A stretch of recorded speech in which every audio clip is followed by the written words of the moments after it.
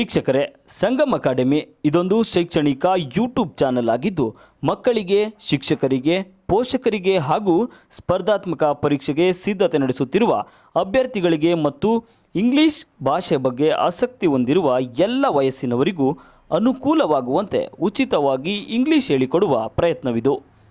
ಯಾವುದೇ ಹಣ ಫೀಸ್ನ ಅಪೇಕ್ಷೆ ಇಲ್ಲದೆ ಸರಳವಾಗಿ ಎಲ್ಲರಿಗೂ ಅರ್ಥವಾಗುವಂತೆ ಇಂಗ್ಲಿಷ್ ಕಲಿಸುವ ಉದ್ದೇಶ ನಮ್ಮದು. ನಮ್ಮ ಪ್ರಯತ್ನಕ್ಕೆ ನಿಮ್ಮ ಸಹಕಾರ ಅತ್ಯಮೂಲ್ಯ. ಅದಕ್ಕಾಗಿ ನೀವು ಮಾಡಬೇಕಾಗಿರುವುದು ಇಷ್ಟೇ: ನಮ್ಮ ಯೂಟ್ಯೂಬ್ ಚಾನಲನ್ನು ಲೈಕ್ ಮಾಡಿ, ಸಬ್ಸ್ಕ್ರೈಬ್ ಮಾಡಿ ಹಾಗೂ ಬೆಲ್ ಐಕಾನ್ ಪ್ರೆಸ್ ಮಾಡಿ. ಇದಿಷ್ಟು ನೀವು ಮಾಡಬೇಕಾಗಿರುವ ಸಹಾಯ. ಹಾಗೆ ನಮ್ಮ ಚಾನಲ್ ಬಗ್ಗೆ ನಿಮ್ಮ ಸ್ನೇಹಿತರೊಂದಿಗೆ ಹಂಚಿಕೊಂಡು ನಮ್ಮ ಈ ಒಂದು ಪುಟ್ಟ ಪ್ರಯತ್ನಕ್ಕೆ ಸಹಕಾರ ನೀಡಿ. ನಿಮ್ಮ ಬೆಂಬಲಕ್ಕೆ ನಾವು ಸದಾ ಚಿರಋಣಿಗಳು.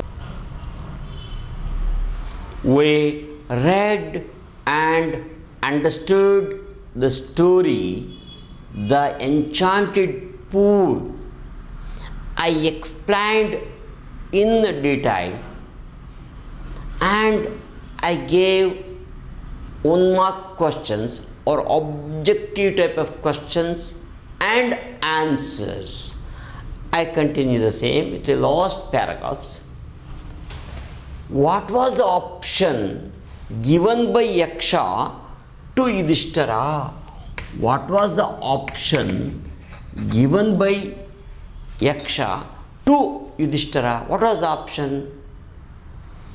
He could choose one of his brothers want revived. They could come back to life. How is Nakula described? ನಕುಲ್ನ ಎಷ್ಟು ಚೆನ್ನಾಗಿ ಡಿಸ್ಕ್ರೈಬ್ ಮಾಡ್ತಾನೆ.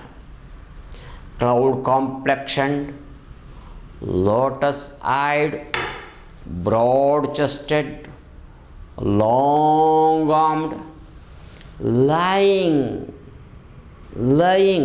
ಮಲಗಿರೋದು, lying on the ground like a falling ebony tree, ಭಾಳ ಮುಖ್ಯ. ಬಿದ್ದಿರೋ ಮರ, ನಿಂತಿರೋ ಮರ ಅಲ್ಲ. ನಿಂತಿರೋ ಹೇಗೆ ಮಲಗಿದ್ದಾನೆ? ಮರದ ದಿಮ್ಮಿ ಥರ ಮಲಗಿದ್ದಾನೆ. Whom did Yudhishthira want revived? Nakula. What was the strength of Bhima? Bhima was very close to Yudhishthira and he had the strength of 16,000 elephants. Who was the mother of Yudhishthira? Kunti. Who was the mother of Nakula? Madri. How many wives did Yudhishthira's father have? 2 wives. Who were the 2 wives of Yudhishthira's father? Kunti and Madri. Questions ಹೇಗೆ ಬೇಕಾದ್ರೂ ಕೇಳಬಹುದು. Why did Yudhishthira, ಒಂದು mistake ಆಗಿದೆ, why did Yudhishthira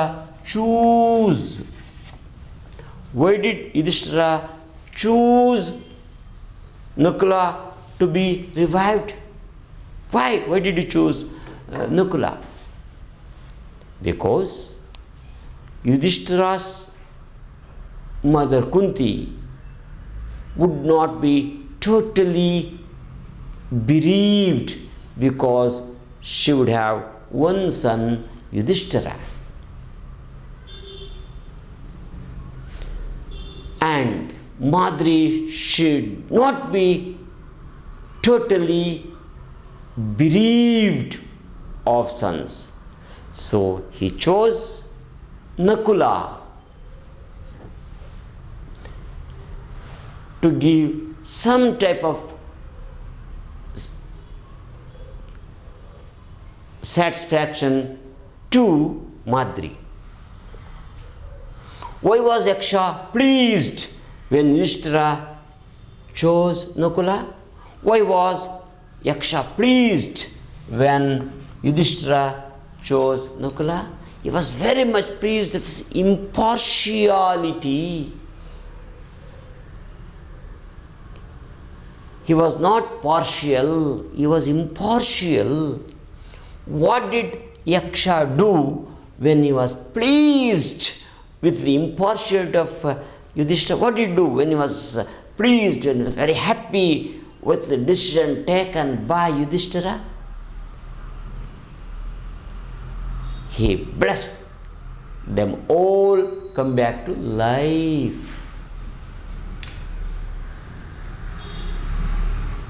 Who had taken the form of deer?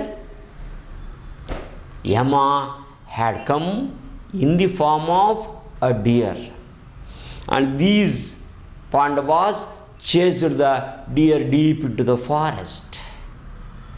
They were tired, it was too hot, so they sank down under a tree. ಇದು ಒಂದು ಕಡೆಯಿಂದ ನೋಡ್ಕೊಂಡು ಬನ್ನಿ ಆಗುತ್ತೆ.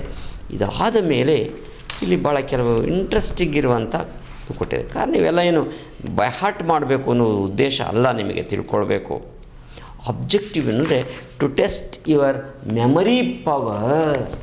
ಒಂದು ಸೀಕ್ವೆನ್ಸ್ ಇದೆ ನೋಡಿ, ಪೇಜ್ ನಂಬರ್ 8 ಜಂಬಲ್ ಮಾಡಿದ್ದಾರೆ. ಆ ಕಡೆ ಸೆಂಟೆನ್ಸ್ ಈ ಕಡೆ, ಈ ಕಡೆ ಸೆಂಟೆನ್ಸ್ ಆ ಕಡೆ. ನೀವು ನೋಡ್ತಾ ಬಂದರೆ ಯಾವ ಆ್ಯಕ್ಷನ್ ಆದಮೇಲೆ ಯಾವ್ದು ಬರಬೇಕು. ಇಲ್ಲಿ ಲ್ಯಾಂಗ್ವೇಜ್ಗೆ ಹೆಚ್ಚಿಗೆ ಸ್ಕೋಪ್ ಇಲ್ಲ. ಮೀನಿಂಗ್ ಮೇಲೆ ಇದನ್ನ ಆರ್ಡರ್ ಇಡಬೇಕು. ಏನು ಹಂಗಂದ್ರೆ ಆರ್ಡರ್ ಅಂದರೆ ನೋಡಿ, ಉದಾಹರಣೆಗೆ ಇಲ್ಲಿದೆ 5, 3, 2, 8, 6. ಇದನ್ನ ಆರ್ಡ್ರ್ ಬರ್ರಿ ಅಂದರೆ ಏನು ಮಾಡ್ತೀರಾ? First 2, then 3, then 5, then 6, last. ಇದು ಆರ್ಡ್ರ್ ಅಂತಾರೆ. ಇಲ್ಲಿ ನಮ್ಗೆ ಆರ್ಡ್ರ್ ಗೊತ್ತಾಗುತ್ತೆ. ಇಲ್ಲಿ ನಮಗೆ ಮೀನಿಂಗ್ ಮೇಲೆ ನೋಡಿ, ಇದ್ರಲ್ಲಿ ಯಾವ್ಯಾವ್ದು ಫಸ್ಟ್ ಬರೋದು? The sun was hot over head and 5 brothers grew more and more thirsty. When Nakula didn't return for a long time, Yudhishthira sent Sahadeva to see what the matter was. Sahadeva also didn't return for a long time. Yudhishthira sent Nakula to fetch water. Yudhishthira was anxious when Bhima and Arjuna did not return. The Yaksha was pleased and granted life to all his brothers. At last, Yudhishthira himself got to the place where all his brothers were lying dead. Yudhishthira obeyed the Yaksha and answered all his questions. ಇಷ್ಟು 8 sentence ಇದೆ. First ಸರಿ ಇದೆ. The sun was hot over head and the 5 brothers grew more and more thirsty. ಅವಾಗೇನು ಮಾಡ್ದ? ಯಾರನ್ನ ಕಳಿಸ್ದ? ಹಾಂ, Yudhishthira sent Nakula to fetch water. ಆಯಿತು. ಅವನು ವಾಪಸ್ ಬರೋದಕ್ಕೆ ಯಾರನ್ನ ಕಳಿಸಿದ್ದು? ಸಹದೇವನ. When Nakula didn't return for a long time. Yudhishthira sent Sahadeva to see what the matter was. ಸರಿ. ಸಹದೇವ ಬಂದ? ಇಲ್ಲ. Sahadeva also didn't return for a long time. ಅವಾಗೇನು ಮಾಡ್ದ? So Yudhishthira was anxious when Bhima and Arjuna didn't return. ಅವರು ಬರೋದಕ್ಕೆ ಇವನೇ ಮಾಡ್ದ? ಇವನೇ ಹೋದ. At last Yudhishthira himself got to the place where all his brothers were lying dead. ಆಮೇಲೆ ಇವನು ಪ್ರಶ್ನೆ ಉತ್ತರ ಏನಿದೆ ಅಲ್ವಾ? Yudhishthira obeyed the Yaksha and answered all his questions. ಅದಕ್ಕೇನಾಯಿತು? The Yaksha was pleased and granted life to all his brothers. ಇದು ನಮಗೆ meaning ಮೇಲೆ ಇದನ್ನ ರೀಅರೇಂಜ್ ಮಾಡೋದು ಸೀಕ್ವೆನ್ಸ್ ಅಂತ ಕರಿತೀವಿ. ಆರ್ಡ್ರ್ ಅಂದರೆ ಕ್ರಮ, ಅದನ್ನ ಬರೆಯೋದಷ್ಟೇ. ಇಲ್ಲಿ ಕೆಲವು ಆಬ್ಜೆಕ್ಟಿವ್ ಟೈಪ್ ಇದೆ, ಚೂಸ್ ಮಾಡಬೇಕು. Arjuna wanted to destroy the unseen foe. Correct. Arjuna went there, he heard a voice, he saw his brothers lying dead, he wanted to take revenge. Arjuna wanted to destroy the unseen ಕಣ್ಣಿಗೆ ಕಾಣದೇ ಇರುವ foe, enemy. But first he had to. ಅದಕ್ಕೂ ಮೊದಲು ಅವನೇನು ಮಾಡಬೇಕಾಯಿತು? Ask permission from his brother. No. Quench his terrible thirst. Quench ಅಂದರೆ ನೀರಡಿಕೆಯನ್ನು ತಣಿಸುವುದು, ಬಾಯಾರಿಕೆಯನ್ನು ತಣಿಸುವುದು. Yudhishthira agreed to answer the questions of Yaksha. Yudhishthira was ready to answer the questions because he knew the Yaksha. ಇವನಿಗೆ ಗೊತ್ತಿತ್ತು ಅವನು ಯಕ್ಷನೇ ಅಂತ. According to Yudhishthira, happiness is result of good conduct. If your character is good, if your work is good, then you are very very happy. ಇದು ಹೇಳವ್ರೆ. Next ಇಲ್ಲಿ ಒಂದು ಇದು ಕೊಟ್ಟಿದ್ದಾರೆ, ಯಾರಿಗೆ ಹೇಳ್ತಾರೆ ಅಂತ. ಭಾಳ ಚೆನ್ನಾಗಿದೆ, ಅದು ಬರೆದ್ಬಿಟ್ರೆ ಆಗೋಯ್ತು, ಏನಿಲ್ಲ. Please ask your questions. ಇದಿಷ್ಟು ಕೇಳಿದೆ, ಪ್ಲೀಸ್ ಆಸ್ಕ್ ಯುವರ್ ಕ್ವೆಶ್ಚನ್ಸ್. ನಿಮ್ಮ ಕ್ವಶನ್ಸ್ ನೀವು ಕೇಳಿ ಅಂತ ಯಾರು ಕೇಳ್ತಾರೆ? ಇದಿಷ್ಟ. ಇದೇನು ತೋರಿಸ್ತದೆ? ಹ್ಯುಮಿಲಿಟಿ. ಹ್ಯುಮಿಲಿಟಿ ಅಂದರೆ ವಿನಮ್ರತೆ, ನಯ ವಿನಯ ಅಂತೀವಲ್ಲ ಅದು. ಹೇಳಿ ಸ್ವಾಮಿ, ಹೇಳ್ತೀವಿ. Arjuna, who are you? Come and stand up to me, I kill you. ಇದೇನು ತೋರಿಸ್ತದೆ?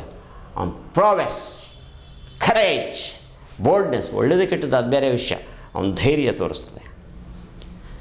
May the cloud complexion lotus may the cloud complexion lotus eyed broad chested and long ಡಾಮ್ ನಕುಲ ಅರೈಸ್. ಇದೇನು ತೋರಿಸ್ತಾ ಇದೆ? ಅವನ ಧರ್ಮನೀತಿ, ನಾನು ಬದುಕಬೇಕು, ನೀನು ಬದುಕಬೇಕು. ನಕುಲ ಹೇಳ್ತಾನೆ, at a little distance I see water plants and cranes, there must certainly be water there. ಇದು ಗೆಸ್, ಅಲ್ಲಿದೇನು ಇದ್ದಿರ್ಬೋದು ಅಂತ. ಇದಿಷ್ಟ. ಡೋಂಟ್ ಫಾಲೋ ಯುವರ್ ಯಕ್ಷ ಹೇಳ್ತಾ ಇರೋದು, don't follow your brothers, answer my questions first and then quench your thirst. Answer my questions. ಇದೇನು ಹೇಳ್ತದೆ? Command, order. ನಡೆದಾಗ ನಡೀಬೇಕು. It's a command, it's an order. ಅಂದರೆ ಒಂದೊಂದು ವಾಕ್ಯದ ಅರ್ಥ ಏನು ಅಂತ, ಅದೇನು ಸೂಚಿಸ್ತದೆ ಅಂತ. ಇನ್ನು ಇಲ್ಲಿದೆ, ಕೆಲವೊಂದು ನೀವೇ ಬರೀರಿ ಕೂತ್ಕೊಂಡು. ಪೇರೆಂಟ್ಸ್ ಒಂದು 10 ಸಾರಿ ಓದಿ. ಏನು ನಿಮಗೆ ಕಷ್ಟ ಆಗಲ್ಲ, ಇದು ನಿಮ್ಮ ಜವಾಬ್ದಾರಿ. ಏನಿದೆ ಅಲ್ಲಿ?